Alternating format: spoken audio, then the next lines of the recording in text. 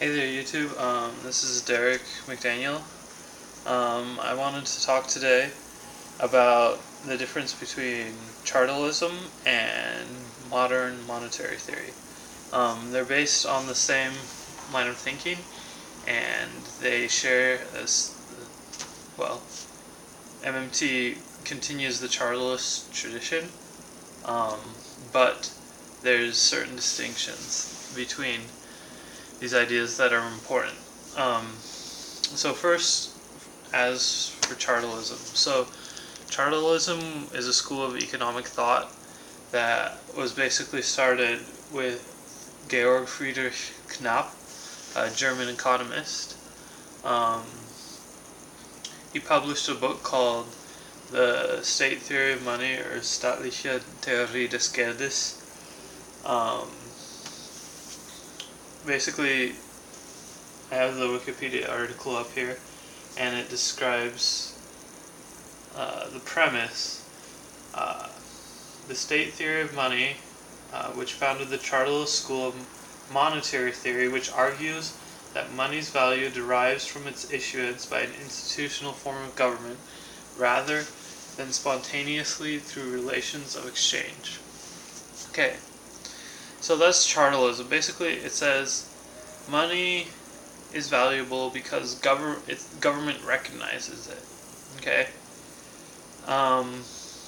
There's lots of theories of value and money out there, and I think it's a complex thing because money has to do with the way humans relate to one another and these kind of financial, social, economic relationships.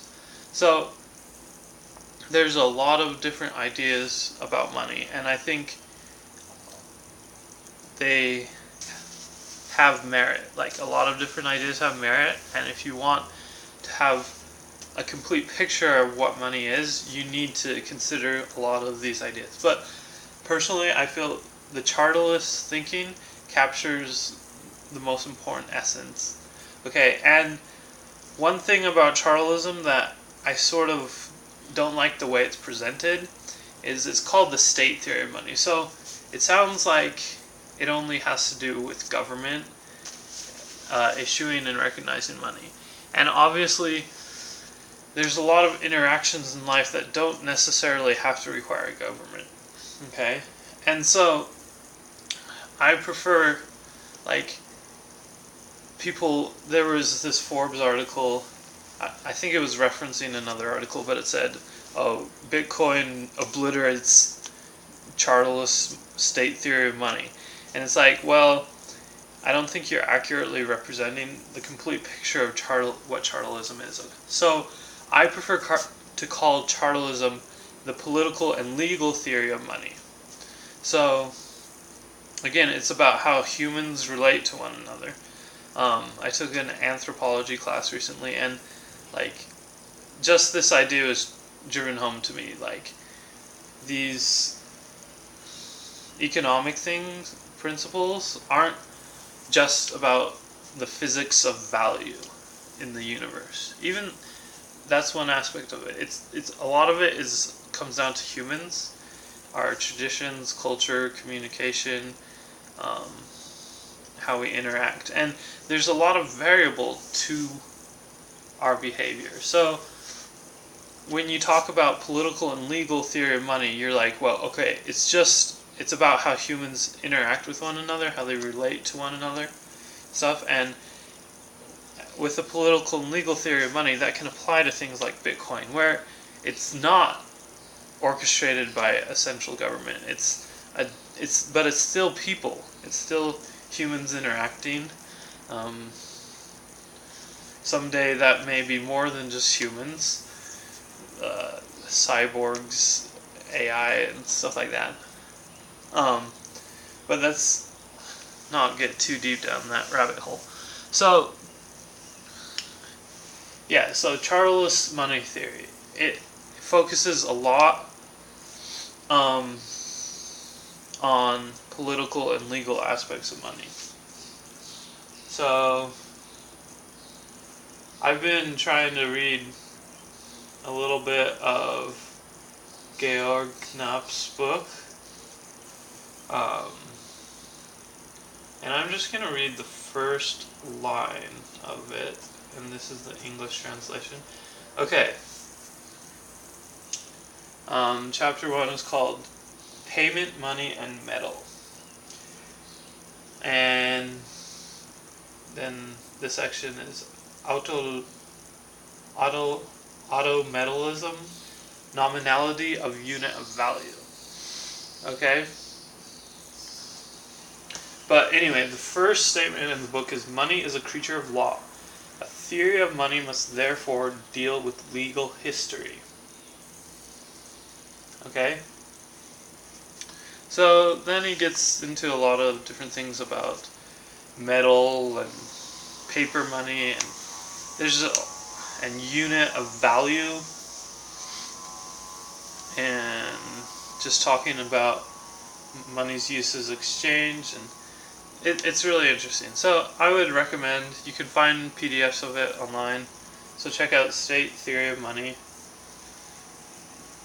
Okay, so money, I would define it as a unit of value that is used for exchange, purposes of exchange. But we can if we treat money as a creature of law, we can generalize it. So we don't merely care about exchange or store value, like we can generalize the concept of money to a more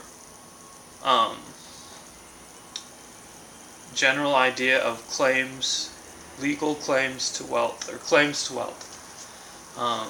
And like I said, political and legal aspects is what we're concerned about here. Okay? So that's chartalism. Chartalism, that's my own views on chartalism. Chartalism doesn't care so much about specific. It tries to be a general idea applicable to any time in history or any theoretical society or any economic system. Okay, so chartalism is very broad and general. But MMT departs from chartalism in that its focus on our modern economic systems under nation states. Okay, so it assumes this framework that we live in today, and it tries to take these chartalist principles and say, what does chartalism mean for our modern economic legal systems? What does chartalism tell us about the constraints on government and government spending? Okay, this is a great source of political confusion. Like, when people talk about debt, it's mostly used for political purposes to argue for smaller government because they value smaller government. But like MMT comes along and says, no, you need to separate this. You need to say, okay, these financial issues should be considered separately from your political preferences for the role of the state. Okay, so basically it's like, because the state issues money, they can theoretically print as much money as they want and use it. Okay, now people, for some reason, they call that seigniorage, where the state is basically stealing the value that other people have stored in this money and taking it away from them to use for its own purpose. And I find that concept completely wrong based on MMT and chartalism, like what I've learned. So if you are holding state currency, you understand that they issue that and like they create the value that of that currency. Okay, now our money systems are designed to be apolitical. They're designed around banking. You have the Federal Reserve, which is um, sponsored by government, but it's independent of government. Now, U.S. legal tradition and legal tradition, modern legal tradition in general, as Knopp said, if you want, you have to look at legal history if you want to create a theory of money. So, in U.S. legal tradition, you have checks and balances. Like, they're a huge part of our political and economic structure, like legislative, judicial, and executive branch. Like, all that important stuff in our legal tradition, from the Constitution, the Founding Fathers, Great Britain, Magna Carta, all the way back to Greeks, and probably more. Okay? So, you have all these ideas influencing the design of our money systems, but we try to be apolitical with our money, which means that we turn to banking, which is basically managing wealth. Okay, I would say, so we turn to banking to manage our money. So the government, even though it sponsors our money, it doesn't technically. The government proper doesn't issue it. It's an institution under government, the Federal Reserve, which is a central bank. Okay, so our money tries to be apolitical, but MMT is like, no, like that's good and all. It's good to have money that's apolitical, but you can't completely separate it. Like, the value is created by this framework, this legal and social and economic framework that allows people to relate to one another in productive ways. Okay, if you try to pretend your actions under this framework don't affect the value of that currency, then you're going to have problems. And there's similarities between MMT and like this other idea called positive money, where it's like, well, money seems to be all about debts, and like if someone has positive money, then that must mean someone else owes them money, and positive money is like, no, it shouldn't be like that. And MMT, I mean, they don't like the conclusions.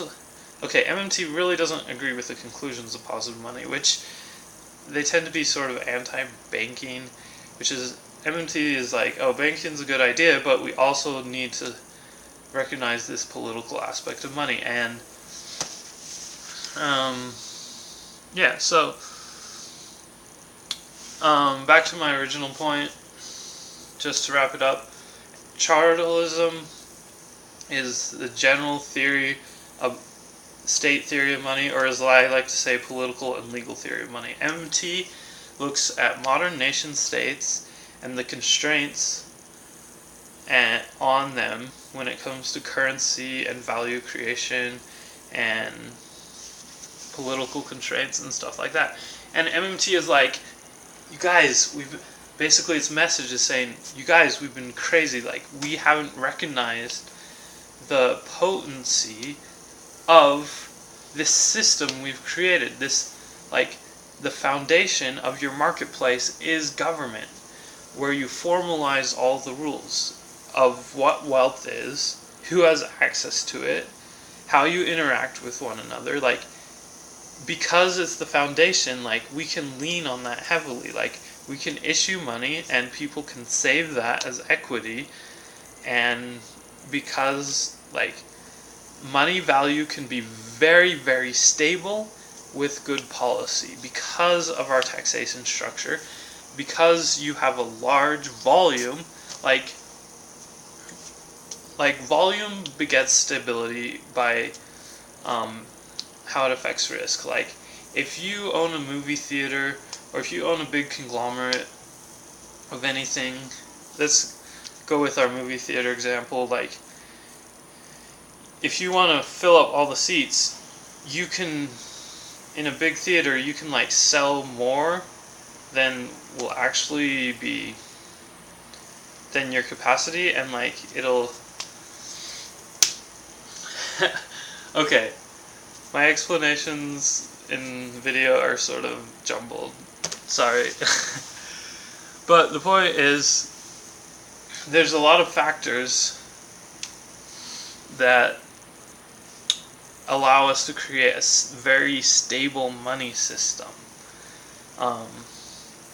and we can think of our current we can think of our currency as a claim to wealth that exists because of the value that government creates. And in that sense, I feel strongly we should stop calling treasury bonds debt. We should start calling them public equity and public investment and public savings, because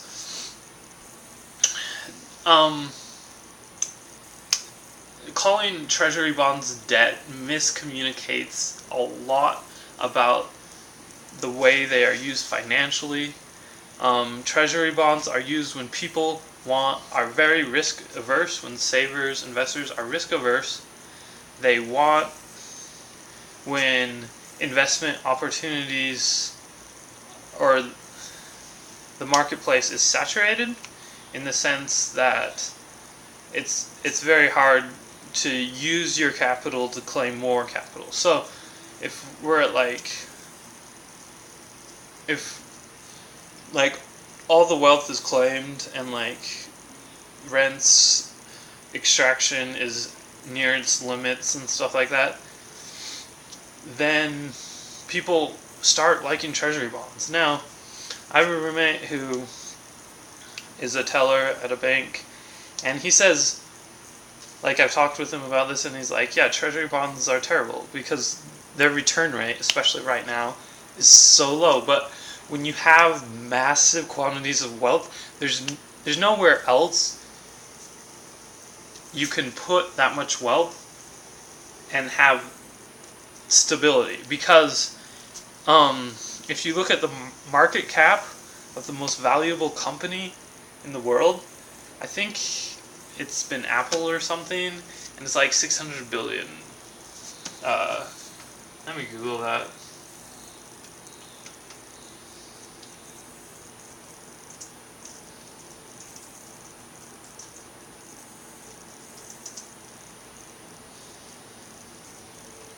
Okay.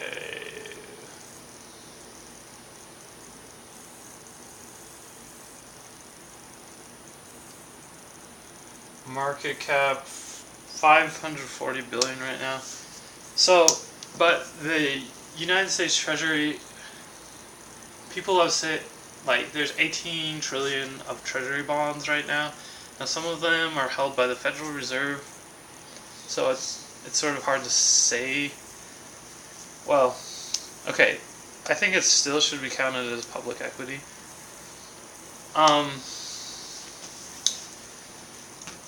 Now, so because government is the foundation of our claims to wealth, our claims to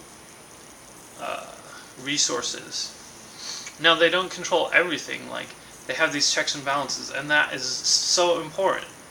Okay, and I think the separation between the Fed and Treasury, there's a lot of good stuff to that, because it does create a political, it focuses on technical and not political aspects of money and economic policy, monetary and economic policy, which is extremely important.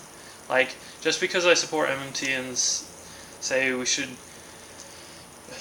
recognize money as public equity, public investment, we should use it politically in good ways, not politically in bad ways.